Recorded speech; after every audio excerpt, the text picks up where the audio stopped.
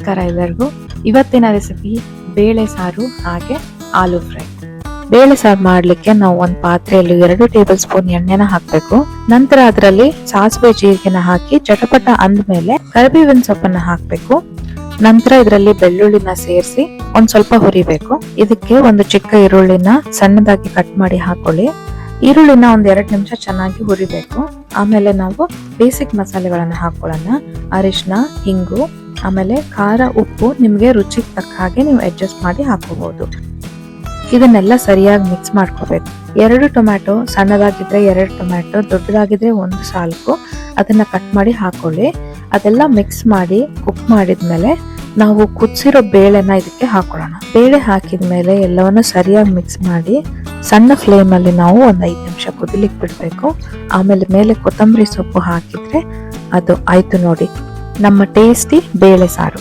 ಇದನ್ನ ದಾಲ್ ಫ್ರೈ ಅಂತಾನೂ ಕರಿಬಹುದು. ಇಷ್ಟೇ ಸಿಂಪಲ್ ಮತ್ತು ಈಸಿ. ಆಲೂಗಡ್ಡೆ ಫ್ರೈ ಮಾಡ್ಲಿಕ್ಕೆ ನಾನು 2 ಆಲೂನ ಸಿಪ್ಪೆ ತೆಗೆದು ಈ ತರ ಕಟ್ ಮಾಡ್ಕೊಂಡು ಇಟ್ಕೊಳ್ತಾ ಇದ್ದೀನಿ. ಈ ತರ ಆಲೂಗಡ್ಡೆನ ಸ್ಲೈಸ್ ಮಾಡಿದ್ಮೇಲೆ ಇದರಲ್ಲಿ ನಾವು ಉಪ್ಪು, ಖಾರ, ಅರಿಶಿನ ಹಾಗೂ ಜೀರಿಗೆ ಪುಡಿನ ಸ್ವಲ್ಪ ಹಾಕೊಂಡು 1 ಟೀ ಸ್ಪೂನ್ ಎಣ್ಣೆನ ಮಿಕ್ಸ್ ಮಾಡಿ ಎಲ್ಲ ಆಲೂಗಡ್ಡೆ ಪೀಸಸ್ಗೆ ಮಸಾಲ ಹತ್ತೋ ತರ ಮಿಕ್ಸ್ ಮಾಡ್ಕೋಬೇಕು.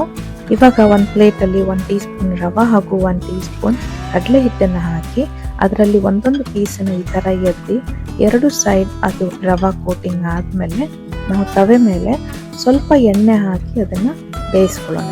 1-2 ನಿಮಿಷ ಆದ್ಮೇಲೆ ಇನ್ನೊಂದು ಸೈಡ್ ತಿರುಗಿಸಿ ಅದನ್ನು ಫ್ರೈ ಮಾಡ್ಕೊಳ್ಬೇಕು.